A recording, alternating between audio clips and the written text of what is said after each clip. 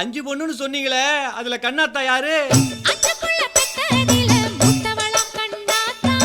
மூத்தவளாம் கண்ணாத்தா ஐயா மூத்தவளாம் கண்ணாத்தா. அவ எப்பேற்பட்ட அழகி தெரியுமா? என்ன சிரிப்பழகி குஷ்பு மாதிரி இருப்பாளா? மாம்பழத்து சிவப்பழகி மல்லிகைப்பூ சிரிப்பழகி. மல்லிகைப்பூ சிரிப்பழகி மல்லிகைப்பூ சிரிப்பழகி. கருமேக கூந்தல் கண்டு அழகு மயில் ஆடும் அங்கே. அழகு மயில் ஆடும் அங்கே அழகு மயில் ஆடும் அங்கே. கண்ணழகை காண்பதற்கு கண்கள் கோடி வேண்டும். ஐயா கண்கள் கோடி வேண்டும் ஆமா கண்கள் கோடி வேண்டும்.